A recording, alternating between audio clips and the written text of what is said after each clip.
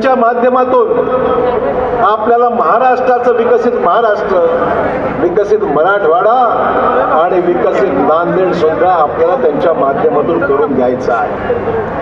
त्यांचं स्वागत फक्त पुष्पगुच्छांनी आम्ही फक्त तेवढंच करणार नाही, या सर्व संकल्पनेला मूर्त स्वरूप देऊन मराठवाड्यातले एक महत्त्वाचं शहर म्हणून नांदेडला आम्ही या ठिकाणी त्यांच्या माध्यमातून आणि आदरणीय देशाचे यशस्वी पंतप्रधान मोदी साहेबांच्या माध्यमातून आपल्याला नांदेडचा चेहरा मोहरा पुढच्या काळामध्ये याच्यापेक्षाही चांगला करायचा. चांगलं केलंच आहे, मागच्या कालावधीमध्ये भरपूर चांगलं केलं आहे, परंतु आगामी काळात त्याच्यापेक्षा पुढची झेप आपल्याला घ्यायची आहे. आणि म्हणून प्रथम मी या ठिकाणी आपल्या निवडणुकीच्या प्रभारी पंकजाताई मुंडेंचं जोरदार टोळ्यांनी आपण या ठिकाणी स्वागत करावं. काहींना वेळ अधिक मिळावा म्हणून मी अगोदर बोलतोय. मित्र हो, आपल्या सर्वांना कल्पना आहे मी फक्त बोलणारा नाही आहे, जे मी बोलतो ते मी करून दाखवतो. आजवरचा नांदेडवासियांचा अनुभव आहे. एक बार मैंने ठान ली कोई काम करने की तो फिर मैं अपने आप की भी नहीं सुनता हूं. माझं म्हणणं एवढंच आहे की आगामी काळामध्ये भरपूर काम करायचं आहे मित्र हो. आणि आपल्याला देवाभाऊंनी सुद्धा, मोदी साहेबांनी सुद्धा या सगळ्या मागच्या कालावधीमध्ये भरपूर सहकार्य केले, मदत केली. 5 वर्षापूर्वीचं नांदेड जालना समृद्धी महामार्गाचं काम आता वेगाने सुरू आहे. आपण संकल्प केला, कामाला प्रत्यक्ष सुरुवात झाली. 500 खाटांचं सामान्य रुग्णालय आपलं जे जिल्ह्यातलं आहे त्यालाही मंजुरी देवाभाऊंनी दिली. नांदेडच्या कॅन्सर हॉस्पिटलला, शासकीय वैद्यकीय महाविद्यालयातील कॅन्सर हॉस्पिटल त्या ठिकाणी त्याला मंजुरी जवळपास 209 कोटी रुपये देवाभाऊंनी उपलब्ध करून दिले. आणि कॅन्सर सारख्या असाध्य अशा रोगावर मात करण्यासाठी लवकरच शंकरराव चव्हाण शासकीय वैद्यकीय महाविद्यालयामध्ये कॅन्सरच्या उपचाराकरता युनिट आपलं सुरू होणार आहे. वंदे भारत सुरू झाली, विमानसेवा मुंबईची सुरू झाली. नांदेड शहर आज देशातल्या 6 महत्त्वाच्या शहरांना जोडलं गेलेलं आहे.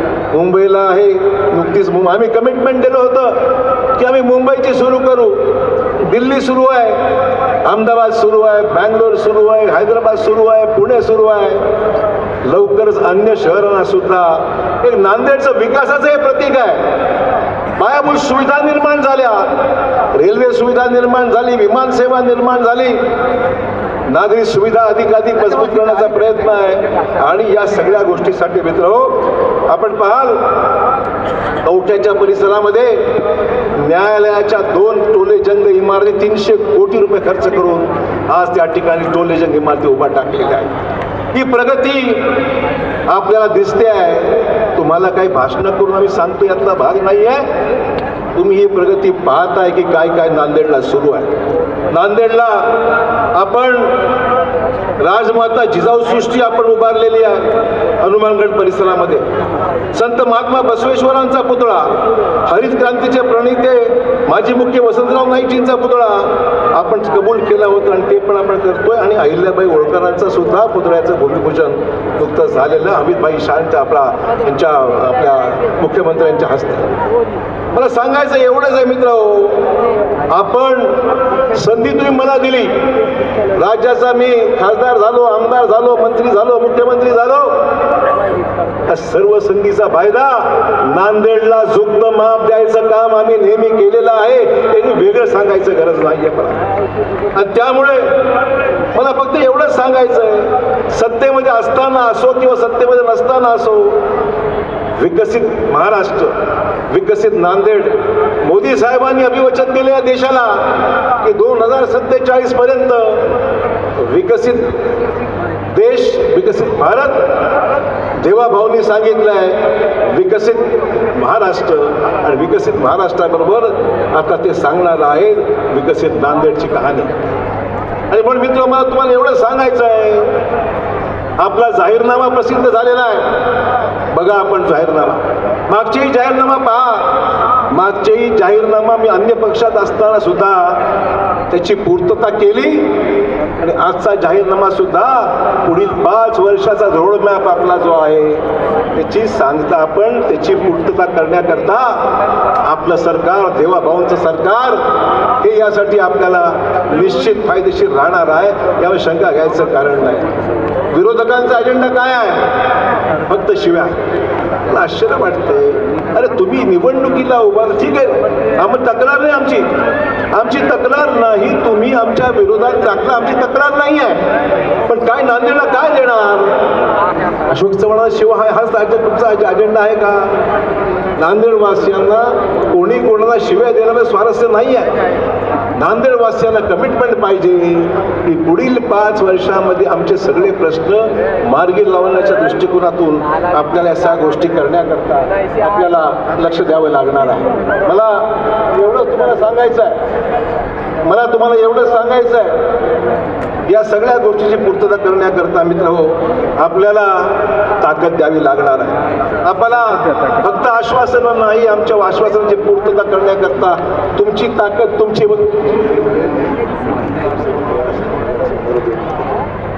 त्यामुळे मला फक्त एवढं सांगायचं आहे, बरीच जण बोलतात, आश्वासनं देतात, पूर्तता होत नाही. आम्ही त्यातले नाही. हे अनुभव तुमचा आहे, मला काय वेगळं सांगायची गरज आहे का? तुमचा अनुभव आहे. आम्ही जे आतापर्यंत बोललेलो आहे त्याची आम्ही पूर्तता केलेली आहे आणि म्हणून नांदेडवासियांचा विश्वास अशोक चव्हाणांवर आहे. त्याबद्दल आपले लाख लाख धन्यवाद आपल्या सर्वांचे. आणि म्हणून मला पूर्ण विश्वास आहे भाजपाचे सर्वच्या सर्व उमेदवार आपण चांगल्या मताधिक्याने आणून बहुमताला आम्हाला तुम्ही साथ देणार आहात. मित्रो, आमच्याकडे आत्मविश्वास आहे, आमच्याकडे प्रामाणिकता आहे, आमच्याकडे विश्वासार्हता आहे आणि सगळ्यात महत्त्वाची गोष्ट आहे की मोदीजींचं आणि देवेंद्रजींचं कर्तृत्व आहे, कर्तबगारी आहे, ज्याच्यामुळे हे सगळं काम होणार आहे. ट्रिपल इंजिन ज्याला आपण म्हणतो ना, ट्रिपल इंजिन, सगळ्यात मोठं इंजिन, देशाचं मोठं इंजिन म्हणजे नरेंद्र मोदींचं पॉवर हाऊस आहे. मोदी साहेबांच्या ताकदीने देश चाललाय. महाराष्ट्राचं इंजिन देवाभाऊ, नांदेडचं छोटंसं इंजिन अशोक चव्हाण आहे असं मी म्हणणं चुकीचं ठरणार. बरोबर आहे की नाही? आणि मग 3 इंजिनने डबे खेचले तर आपली गाडी पुढे जाईल की नाही, असा विषय आहे.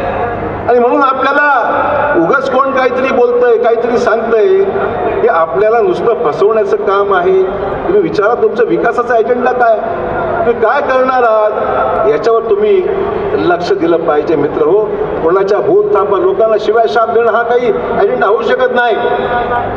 लोकांना उमेदवार मिळाले नाहीत आणि म्हणून शेवटी उमेदवारी मागे घेतल्यानंतर उत्तरमध्ये आघाडी नाही आणि दक्षिणमध्ये आघाडी असं करायचं. एक पक्षाचे 2 विषय, उत्तरमध्ये आघाडी, दक्षिणमध्ये आघाडी नाही, दक्षिणमध्ये आघाडी, उत्तरमध्ये आघाडी नाही, अशा स्वरूपाची गमतीदार परिस्थिती आज या विरोधी पक्षाची झालेली आहे.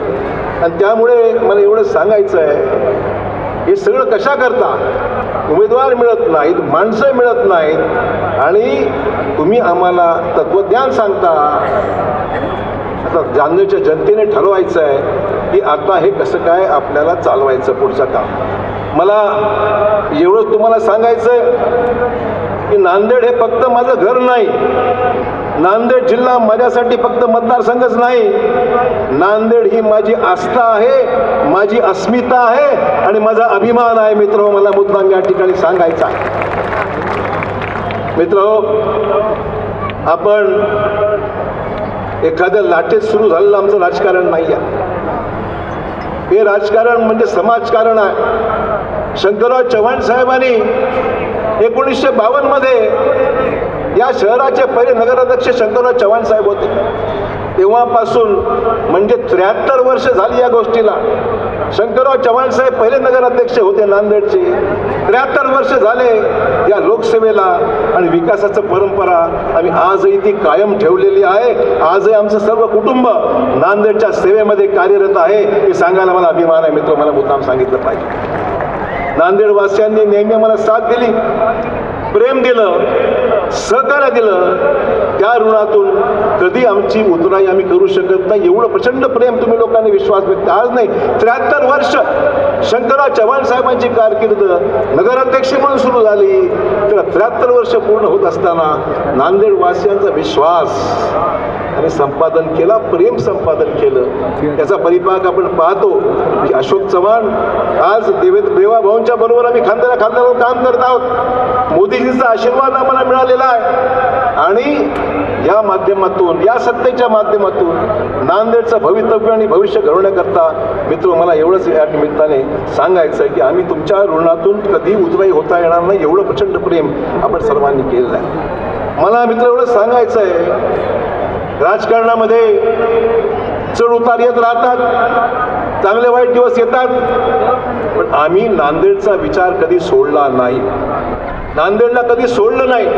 दिवस कसेही असोत, सत्तेमध्ये असो नसोत, या सगळ्या गोष्टी मित्र हो आम्ही नांदेडवासियांच्यासाठी कधीही दूर झालेलो नाही. नांदेडवासियांचं आमचं नातं हे असं आहे, ये फेविकॉल का मजबूत जोड है, फेविकॉल कभी छूटता नहीं, वैसा हमारा नाता नांदेड से है.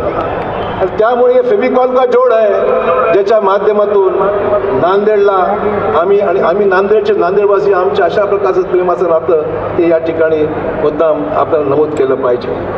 मित्रहो, आपण आमच्या बाजूने कौल द्याल, चव्हाण कुटुंबावर पुन्हा एकदा विश्वास व्यक्त कराल आणि आपण आमच्या मित्रपक्षातला त्यावेळेस ज्यावेळेस 16 तारखेला निकाल येईल, 16 तारखेला 15ला मतदान आपण भाजपला कराल, कमळावर कळा, यात शंका नाही मला.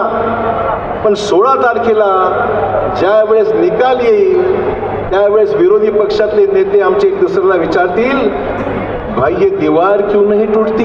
पण पाहिलं असं, भाई ये दीवार क्यों नहीं टूटती.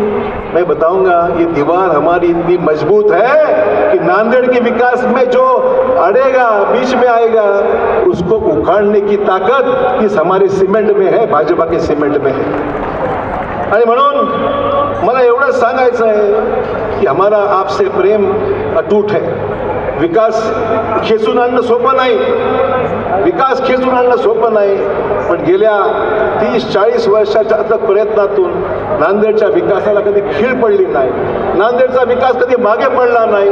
नांदेडच्या विकासाला मजबूत करण्याचं काम आम्ही कुटुंबियांनीच आणि नांदेडच्या जनतेच्या ताकदीने आम्ही केलेलं आहे, मला मुद्दाम सांगितलं पाहिजे. मित्रहो, आज आपल्यासमोर अनेक प्रश्न आहेत, हे प्रश्न मार्गी लावायचे आहेत. आपल्याला महत्त्वाचे विषय घेण्याकरता देवाभाऊंची मदत आपल्याला घ्यायची आहे. मला मुख्यमंत्र्यांच्या समोर काही प्रश्न मांडायचे, पण त्याच्याशी बोलून आल्यानंतर मला एवढंच सांगायचं आहे की आज नांदेडला विकासाची भूक मोठी आहे. आम्हाला नांदेडला एज्युकेशन हब करायचं आहे, शैक्षणिक हब करायचं आहे आणि मेडिकल हब आणि शैक्षणिक हब मिळून नांदेडला पुढच्या पिढीचा पाया मजबूत करायचा आहे. शिक्षणाची उत्तम सोय, इंजिनिअरिंग कॉलेज, मेडिकल कॉलेज, विद्यापीठ सर्व आहे. एक एज्युकेशनल हब आणि मेडिकल हब नांदेडला आम्हाला अधिक ताकदीने उभा करायचा. त्याचबरोबर रस्ते, रेल्वे, हवाई सेवेच्या पायाभूत सुविधांसाठी हा जो विस्तार झालेला आहे त्याला देशाच्या नकाशावर एक प्रमुख केंद्र म्हणून नांदेडला आम्हाला ताकदीनं उभं करायचं आहे. आता झाले, सुविधा झाल्या, रेल्वे झाल्या, विमानसेवा झाली, रस्ते हायवे झाले गडकरी साहेबांच्या प्रयत्नातून. एक आता हब म्हणून नांदेडला आगामी काळात विकसित करायचे. आणि सगळ्यात महत्त्वाची बाब, आमच्या तरुणांसाठी MIDCचा विस्तार करायचा आहे आणि विस्तार करून दावोसमधलं इन्व्हेस्टमेंटचा काही भाग नांदेडला यावा, गुंतवणूक यावी आणि गुंतवणुकीच्या माध्यमातून आमच्या तरुणांच्या हाताला काम मिळालं पाहिजे, ही आमची भावना आणि भूमिका राहणार आहे. हे मला मुद्दाम या ठिकाणी नमूद करायचं आहे. त्यामुळे हे विषय महत्त्वाचे आहेत. शहर वाढलं, वाहतुकीचे प्रश्न निर्माण झाले, ट्रॅफिक आहे, मान्य आहे, ती ट्रॅफिकची सोयी सुविधा आम्हाला पूर्ण करायची आहे. त्याच्यामध्ये बदल घडवून लोकांना अडचण होणार नाही या दृष्टीने पर्यायी मार्ग, रस्ते आणि ते काही गोष्टी करण्याच्या बाबतीत आम्ही बोलत. नांदेड बिदर मार्ग, नांदेड लातूर मार्ग हे आमच्या सरकारने, देवाभाऊंनी 50% हिस्सा राज्य शासनात द्यायचं मान्य केलं. याची पूर्तता आमच्या नांदेड बिदरला कर्नाटक सरकारने त्याला मदत केली नाही अजून, तर मला एवढं सांगायचं आहे की दोन्ही मार्ग केंद्र सरकारकडून मंजूर आणण्याकरता आम्ही देवाभाऊंची मदत करणार आहोत. आणि या शहरामध्ये ज्या अटल बिहारी वाजपेयींचा आपण जन्मशताब्दी साजरी करत आहोत, त्यांचा एक भव्य पुतळा नांदेडमध्ये 100% उभारला जाईल हे मला या ठिकाणी मुद्दाम सांगितलं पाहिजे. नानाजी देशमुखांचा पुतळा आणि स्वातंत्र्यवीर सावरकरांचाही पुतळा नांदेडमध्ये उभा करण्याचा आमचा मानस आहे, हे मला मुद्दाम या ठिकाणी नमूद केलं पाहिजे. नांदेड हे शक्ती केंद्र आहे. या महापुरुषांच्या पुतळ्यातून आम्हाला अधिक ऊर्जा मिळावी, दिशा अधिक मजबूत व्हावी, एका विचाराने पुढे जाता यावं, याकडे सर्व करायचं आहे. नांदेडचं पोलीस आयुक्तालयाचा विषय आहे, सिडको भागाच्या घराच्या हस्तांतरणाचा प्रश्न आहे नांदेड महापालिकेवर. म्हणून हे करण्याकरता भाजपाचा आपला झेंडा या महापालिकेवर आपल्याला फडकवायचा आहे. फडकवणार की नाही? हात वर करा. फडकवणार की नाही? आपल्या सर्वांवर जबाबदारी आहे की 15 तारखेला हे सगळे विषय जर मार्गी लावायचे असेल मित्र हो, सबका साथ, सबका विकास और सबका विश्वास, या तिन्ही गोष्टी एकत्र आणण्याकरता मित्र हो आपल्याला ताकदीने उतरावं लागेल. ही नगरपालिका अशी निवडणूक आहे की 100-200 मतं सुद्धा इकडे तिकडे झाली तर गडबड होऊ शकते. आणि म्हणून मला तुम्हाला मागणी एवढीच करायचं आहे, ताकदीने उतरा, एकजुटीने उतरा, मजबूतीने उतरा. भाजपला ताकद दिली. आज आमचे कोंडलवाडीचे नगराध्यक्ष ताई या ठिकाणी उभे आहेत, या ठिकाणी बसलेले आहेत. कोंडलवाडीचे नगराध्यक्ष भाजपचे झाले, जोरदार टाळ्यांनी कोंडलवाडीच्या अध्यक्षांचं स्वागत करा. आमचे भोकरचे नगराध्यक्ष दंडवे या ठिकाणी आलेले आहेत, त्याचं स्वागत भाजपचे अध्यक्ष आहेत, त्यांचं स्वागत या ठिकाणी करा. आणि त्याचबरोबर आमचे मुदखेडच्या नगराध्यक्षा आमच्या ताई या ठिकाणी आलेल्या आहेत, आमच्या गदमताई, त्यांचंही स्वागत आपण या ठिकाणी करा.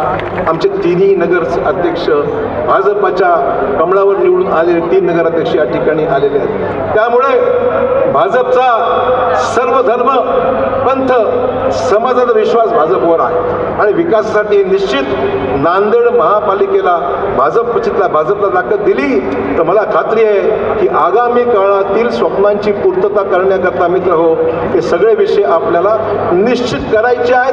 करायचे म्हणजे करायचे, हा निर्धार आहे आमचं वचन आहे. पण हे वचन केव्हा पूर्ण होईल? ज्या वेळेस तुम्ही आम्हाला मनापासून साथ द्या. मी आभारी आहे. माझ्या 521 लोकांनी अर्ज केले होते महानगरपालिकेत, 521. मी 81 लोकांना आम्ही उमेदवारी देण्याचा आमचा प्रयत्न राहिला. काही वॉर्डामध्ये प्रश्न निर्माण झाले, मान्य. मला अन्य आमच्या सर्व सहकारी आमचे मित्र आहेत, आमच्या भगिनी आहेत, ज्यांना तिकीट मिळू शकलं नाही, त्यांचेही मी लाख धन्यवाद या ठिकाणी व्यक्त करतो की त्यांची साथ आम्हाला चांगल्या पद्धतीने आजही मिळत आहे. आणि म्हणून भारतीय जनता पक्ष नांदेडमध्ये मजबूतीने उभा करायचं आहे आपल्याला. नगरपालिका झाली, महानगरपालिका 100% आपली येणार. आगामी जिल्हा परिषद पंचायत समितीच्या निवडणुका सुद्धा जेव्हा केव्हा आपल्या जिल्ह्यात होतील त्यावेळेस आपल्याला ही पुढची जबाबदारी स्वीकारायची. आणि म्हणून मला फक्त एवढंच म्हणायचं आहे मित्रांनो, आपण सर्वजण ताकदीने आपल्याला त्या सगळ्या कामाकरता आपल्याला पुढे जायचंय निर्धार आपण व्यक्त केला.